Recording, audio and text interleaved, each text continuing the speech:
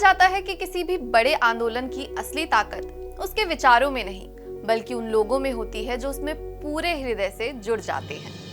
ऐसे ही एक व्यक्तित्व हैं श्री यतिन जैन जी, एक सफल उद्योगपति, जैनको बिल्डकॉन प्राइवेट लिमिटेड ग्रुप के सीएमडी और वर्तमान में एकल युवा बीएलएसपी के चेयरमैन। लेकिन इन सबसे बढ़कर वे एक ऐसे परिवार से आते हैं जिसने पिछले 25 वर्षों से एकल अभियान को पूर्ण रूप से अपना जीवन समर्पित किया है। अपने पिता श्री बीएलएसपी के ट्रस्टी एवं महाशतकवीर श्री नरेश जैन जी के मार्गदर्शन और प्रेरणा में वे इस सेवा यात्रा को आगे बढ़ा रहे हैं। स्वयं शतकवीर श्री यतिन जैन जी ने युवाओं को राष्ट्र सेवा से जोड़ने और संगठन को नई ऊर्जा देने में महत्वपूर्ण भूमिका निभाई है। एकल रन जैसे उनके सफल आयोजनों के माध्यम से उन्होंने हजारों युवाओं को एक सूत्र में जोड़कर राष्ट्र निर्माण के कार्यों के प्रति प्रेरित किया है। तो आइए इस विशेष संवाद में इनकी इस प्रेरणादायक यात्रा को और करीब से समझते हैं। हेलो एवरीवन, मैं हूं कंगन फौजदार। स्वागत है आपका हमारे विशेष कार्यक्रम स्पॉटलाइट में। आज का जो हमारा एपिसोड है वो यूथ के लिए स्पेशली बहुत ही खास होने वाला है, क्योंकि आज आप बहुत इंस्पायर होने वाले हो। स्पेशली वो यूथ जो सिर्फ व्यक्तिगत रूप से आगे नहीं बढ़ना चाहता, देश के लिए, समाज के लिए भी कुछ करना चाहता है, क्योंकि आज के हमारे गेस्ट ही इतने इंस्पायरिंग हैं। We are today here with mister Yatin Jain, जो कि एकल युवा बीएलएसपी के चेयरमैन हैं। साथ ही उनकी धर्मपत्नी मिसेस तनु जैन, जो भी उनके साथ एकल युवा से जुड़ी हुई है। तो इनके एकल के साथ हिस्ट्री काफी पुरानी है। शुरुआत हुई थी इनके पिताजी से, मिस्टर नरेश जैन जी से, जो कि एकल के सबसे पहले शतकवीर भी बने थे और आज ट्रस्टी हैं। और आज छोटे से लेके बड़े तक हर कोई इनके परिवार में शतकवीर है, चाहे वो इनके पिताजी हों, चाहे इनके छोटे नन्हे से ट्विंस बच्चे। तो चलिए इनसे कुछ बातचीत करते हैं, जानते हैं एकल युवा का मिशन, इनके परिवार के बारे में और कैसे रहा है इनका एकल से 25 सालों का ये जुड़ाव। तो नमस्कार सर। नमस्कार मैम, आपका बहुत बहुत स्वागत है हमारे चैनल पे। मेरा फर्स्ट क्वेश्चन यही रहेगा कि आपकी जर्नी स्टार्ट कैसे हुई? आपने अपने पिताजी को देखा, अपने फैमिली में देखा, आपको कैसे लगा कि मुझे भी समाज सेवा की तरफ जाना है, देश के लिए कुछ करना है? जैसे कि सब जानते हैं कि बीएलएसपी 2000 में बना और मेरे पिताजी को माननीय बंधु जी ने, सत्यनारायण बंधु जी ने सन 2001 में जोड़ा। तो उसके बाद से ही पापा इतने ज़्यादा इंस्पायर हुए इस कॉज को लेके कि भाई हम लोग जो एक्चुअल में ग्राउंड वर्क पे भारत के उद्यान के लिए काम कर रही है ये संस्था, तो पापा तन मन धन से सन 2001 से जुड़ गए। हम लोग तो उस समय छोटे ही होते थे, मैं कुल 11 साल का था उस समय। और हमारा पहला, हम तीन भाई बहन हैं, तो हमारा पहला एकल का इंट्रोडक्शन हुआ सन 2006 में। उससे पहले तो हम लोग एकल के कार्यक्रम में जाते ही थे। कई बारी जैसे यहाँ दिल्ली में कहीं ना कहीं किसी बैंक्वेट में, किसी होटल में कुछ और फंक्शन होता था, तो हमें पता तो था कि एकल कुछ होता है, बट इन डेप्थ क्योंकि हमारी उस समय इतनी रुचि भी नहीं थी इस कॉज को लेके, हमें पता नहीं था। तो सन 2006 में हमारा पहला इंट्रोडक्शन हम तीनों भाई बहनों का एकल से हुआ। हमारे जैसे मैंने आपको बताया, हम सारे स्कूल में ही पढ़ते थे उस समय, तो हमारी समर हॉलीडेज़ की छुट्टियाँ हुई। उस दौरान हम तीनों बड़े एक्साइटेड थे कि भाई इस बारी हम विदेश में किस देश में जाएंगे छुट्टियों में घूमने। और पापा ने कहा कि भाई इस बारी तो मैं बहुत एक्सक्लूसिव जगह लेके जाऊंगा जो तुमने कभी नहीं सोची, कभी नहीं देखी। हम लोग बहुत खुश। अब यहाँ से जाने के लिए हम एयरपोर्ट जाने की जैसे तैयारी करी तो बाहर बस आई लेने, कहा इतने सारे लोग हमारे साथ विदेश जा रहे हैं। हम बैठे, हम बड़ी रुचि से बैठे उसमें, और रास्ता ख़त्म ही नहीं हो रहा। कह रहे एयरपोर्ट तो कभी इतनी दूर था नहीं। फिर हमारी आँख लग गई और जब हम उठे तो हमने देखा हम तो किसी उत्तराखंड के किसी उसमें है शहर में। तो वहाँ पे जाके फिर हमें पता चला कि हम यहाँ पे एकल का गांव देखने आए हैं, एकल का स्कूल देखने आए हैं। और हम तीनों भाई बहन बड़े नाराज़ कि भाई ये हमारे साथ तो ये धोखा हुआ है कि भाई हमें विदेश के नाम पे आप गांव में ले आए हैं।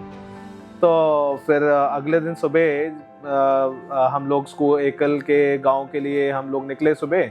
और वहाँ जैसे हम पहुँचे तो जिस हिसाब से हमारा स्वागत हुआ, पूरे गांव में भाई अगर 80-100 लोग थे या हो सकते ज़्यादा भी हों, वो जिस हिसाब से वहाँ पे हमारे स्वागत के लिए आरती की थालियाँ लेके खड़े थे।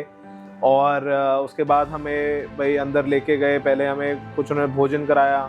वो भोजन भी इतना स्वादिष्ट था कि जो हमें एक्सपेक्टेड ही नहीं था कि हम उस कुटिया के अंदर बैठ के, गांव में झोपड़ी के अंदर बैठ के इतना स्वादिष्ट हमें ब्रेकफास्ट मिल सकता था।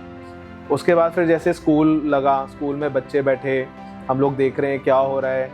अच्छा, फिर वो एक 6 साल का बच्चा था, 6 या 8 साल का बच्चा था, उससे कहा गया कि भाई आप 16 की टेबल बताओ। उसने वो गया चौक से उस पे बोर्ड पे वो 16 की टेबल लिख दी पूरी। फिर उसके बाद एक दूसरे बच्चे को उठाया गया, उसको बोला गया कि भाई 22 की टेबल सुनाओ, तो वो सुनाई। उसके बाद पिताजी हमारी तरफ देखते हैं कि भाई क्या तुम्हें आती है? हमने कहा नहीं, अब ये तो मतलब हमें तो नहीं आती, 12-13 से ऊपर नहीं आती। तो ये देख के हम पहला ये इंसिडेंट था जिसमें हम इम्प्रेस हुए कि भाई गांव में हम लोग ये बच्चे कैसे इतना कर पा रहे हैं।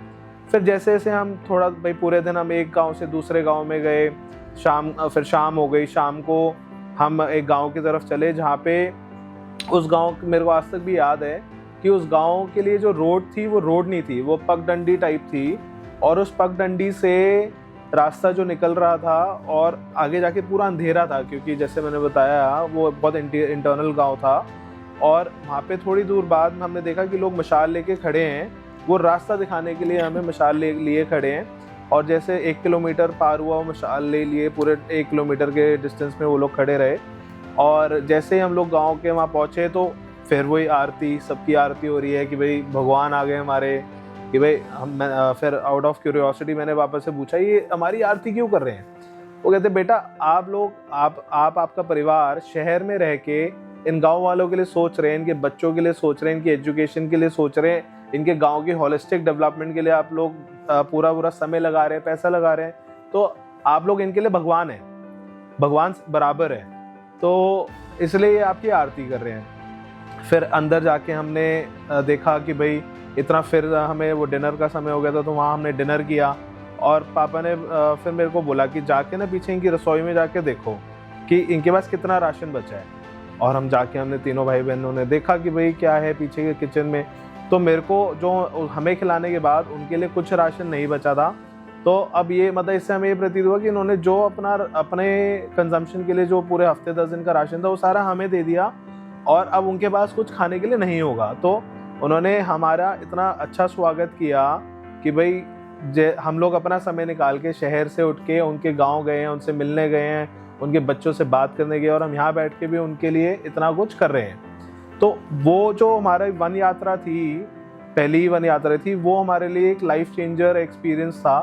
वो दिन और आज का दिन हम लोग एकल से सारे भाई बहन सब पूरा परिवार तहे दिल से जुड़ा हुआ है, और एकल के लिए हम लोग सारा अपना समय, अपना धन, अपना सब कुछ हमने एकल के लिए न्यौछावर किया हुआ है। जब देखने को मिला कि कितनी इम्पोर्टेंस रखती है एजुकेशन के लिए, कि वो इतने समर्पित है और मतलब वो कितने ग्रेटफुल हैं उसको लेके, जो शायद शहर के लोग नहीं हो पाते हैं, जिनके पास सब कुछ है, प्रिविलेज है, वो ग्रेटफुलनेस, वो इम्पोर्टेंस उनके लिए नहीं दिखती। तो जब वो दिखा तो एकदम दिल को छू गया।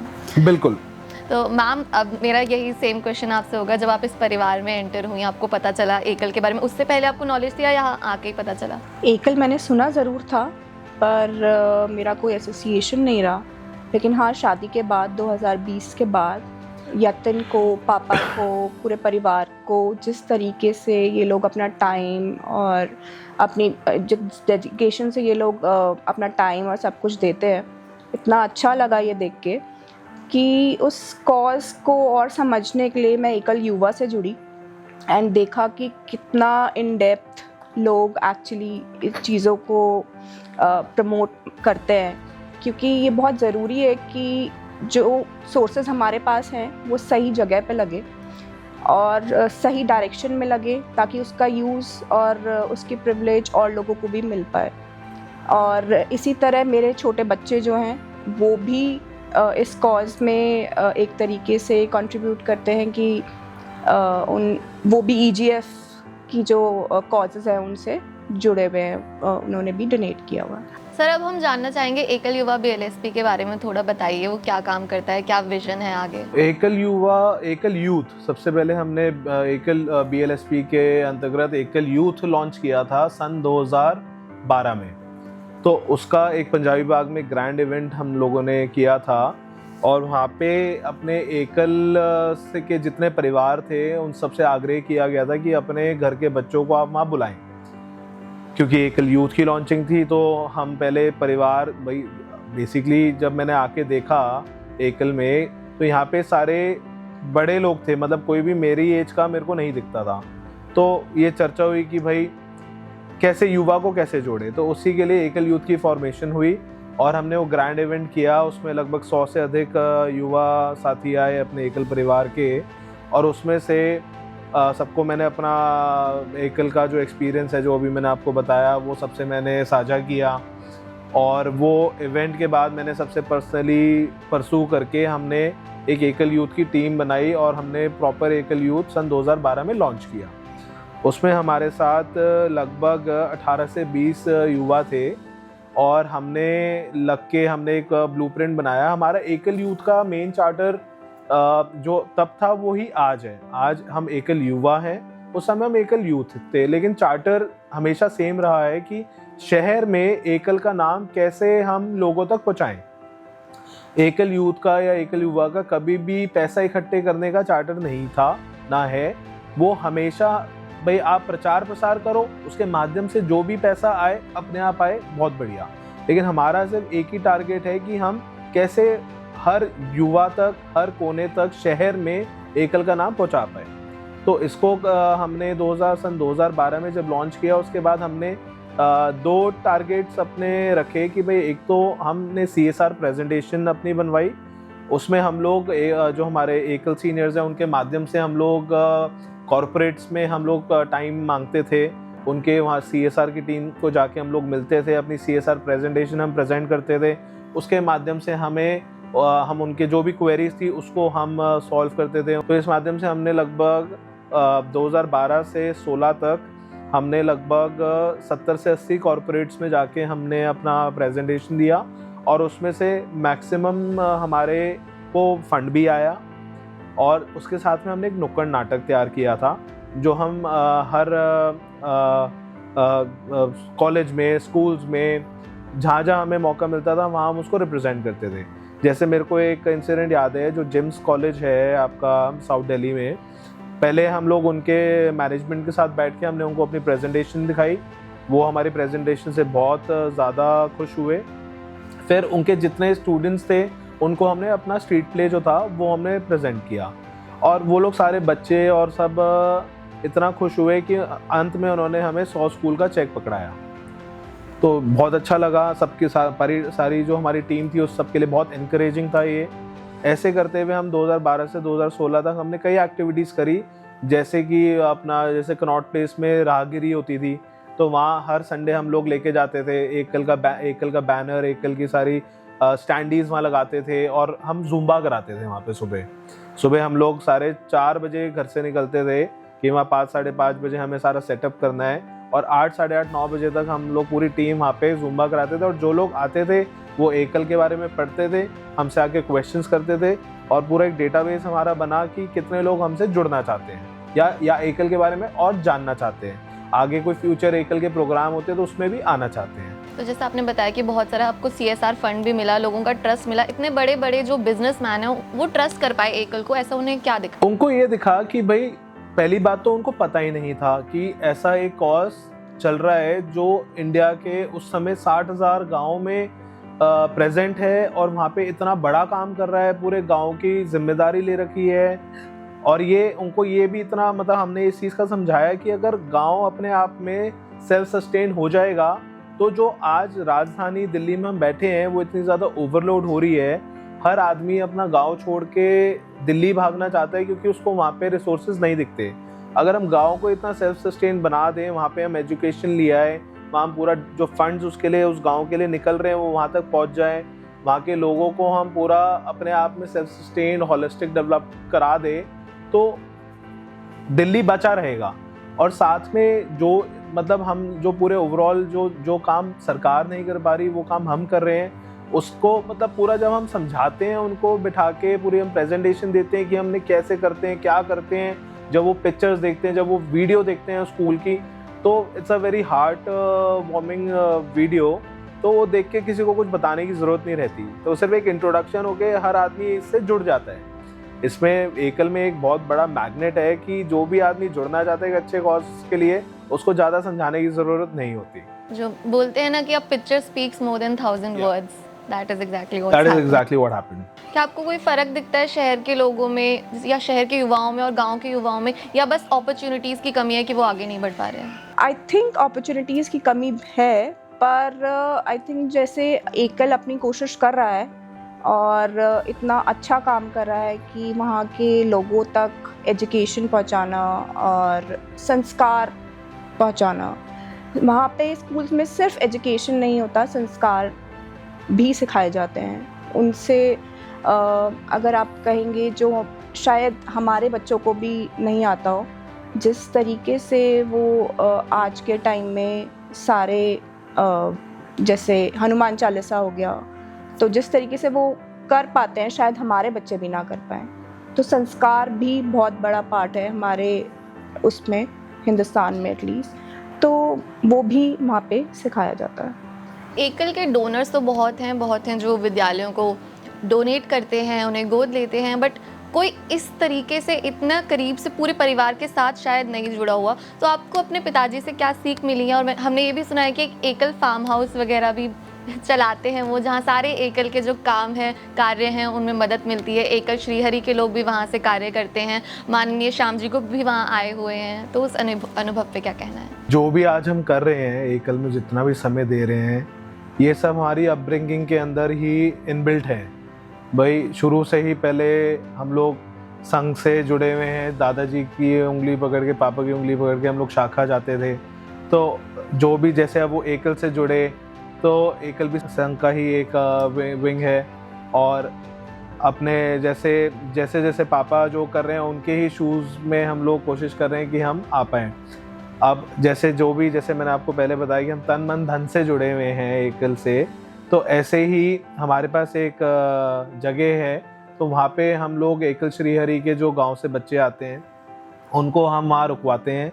वहाँ पे वो अपनी ट्रेनिंग लेते हैं और फिर वहाँ से वो यूएस जाके वहाँ प्रेजेंट करते हैं अपना जो भी एकल श्रीहरि के जो भी गीत होते हैं, जो भी उनकी वो पूरा एक क्या बोलते हैं उसको, भजन टोली, ये सब चीज़ों को वो वहीं पे उसकी ट्रेनिंग होती है। और कोविड में भी माननीय श्याम जी जब दिल्ली थे, तो पूरे कोविड के टेन्योर में वो वहीं पे उन्होंने अपना निवास बना के वो 2 से 3 साल वहीं रहे। तो जैसे भी जो भी उस जगह का उपयोग एकल के लिए जब भी ज़रूरी होता है तो हम लोग उसमें करते हैं। मैं जानना चाहूँगी कि एकल युवा के फ्यूचर प्लान्स क्या हैं, कैसे वो और यूथ को जोड़ने वाला है और क्या करने वाला है, और आपका उद्देश्य और आपका संदेश क्या होगा आज के यूथ से कि वो एकल से जुड़े या किसी भी समाज सेवा से कैसे जुड़े?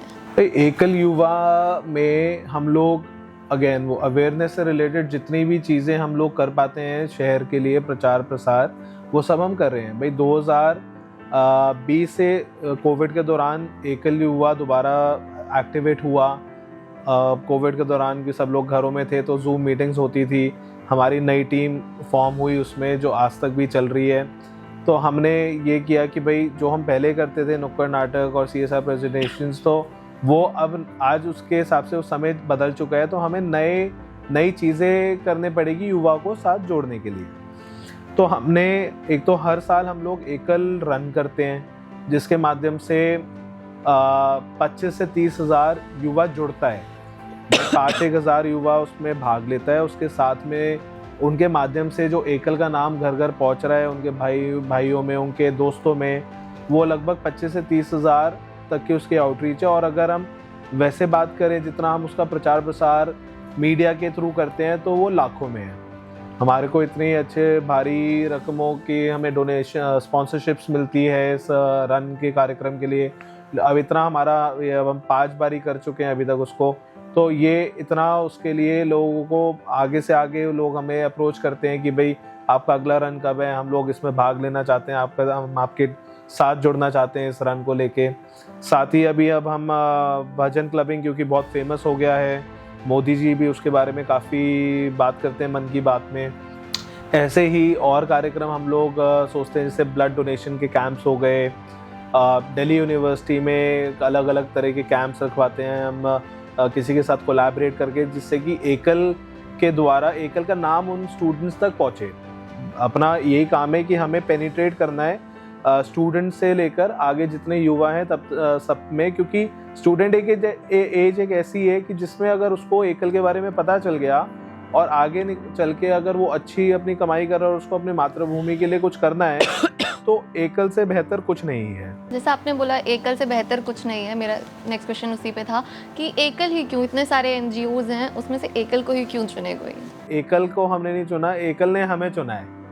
तो जैसे कि सबका एक भाई एक चीज़, सब चीज़ें जो लिखी होती हैं कि कैसे कैसे किसने किससे मिलना है, तो ऐसे ही एकल ने हमें चूज़ किया है। जैसे आपने बोला कि भारत में इतनी संस्थाएं हैं अपने संघ परिवार की, इतनी संगठन इसमें चल रहे हैं, इस अलग अलग कॉजेज़ में इतना काम कर रहे हैं, तो अब हमें, क्योंकि हम एकल से जुड़े सन 2000 में, हमें एकल बहुत अच्छा लगा। हमारा एक तरह से हमें लगा कि हमारा जितना भी समय है इस चीज़ में हम लोग लगाना चाहते हैं, तो बस एक जुड़ाव हो गया। उस जुड़ाव से हम लोग आज तक भी इस चीज़ में जुड़े हुए हैं। ऐसा महसूस हुआ कि यहाँ आए हैं तो अब और कहीं क्यों जाएं? और कहीं क्यों जाए, बिल्कुल, और कोई ज़रूरत भी नहीं लग रही, क्योंकि आज इतनी बड़ी संस्था हो गई। आज हमारे 1 लाख प्लस विद्यालय चल रहे हैं, तो उसके लिए हर साल का पूरा फंड मैनेज करना, सबको साथ लेके चलना, युवा का, जितने युवा को अब तक हमने जोड़ लिया है साथ में, उनको पूरे टाइम इसमें एनग्रॉस रखना, वो भी एक बड़ा चैलेंज है। क्योंकि आप जानते हो कि युवा एक ऐसा इतना ज़्यादा सेंसिटिव होता है कि भाई जैसे थोड़ा सा समय मिला तो वो कहीं और एंग्रॉस हो जाता है, डिस्ट्रैक्ट हो जाते हैं। तो इसलिए हमें फुल टाइम कुछ ना कुछ कार्यक्रम के माध्यम से, मीटिंग्स के माध्यम से, कुछ ना कुछ और इवेंट्स के माध्यम से उनको सबको जोड़े रखना होता है कि जिससे वो लोग जुड़े रहें और आगे आगे जैसे मेरा इंटरेस्ट बना विद टाइम, ऐसे उनका भी इंटरेस्ट बन के आगे आगे अपनी चेन बनती रहे। आज का हमारा प्रोग्राम यही एंड होता है। मेरी आशा है कि यूथ को बहुत इंस्पिरेशन मिली होगी एकल से जुड़ने के लिए, समाज सेवा से जुड़ने के लिए, और अपनी लाइफ में कुछ अच्छा कैसे कर सकते हैं, परिवार को साथ लेकर कैसे चल सकते हैं, बहुत कुछ सीखने को मिला होगा। और ऐसी ही तमाम और अच्छी कहानियों के लिए देखते रहिए स्पॉटलाइट।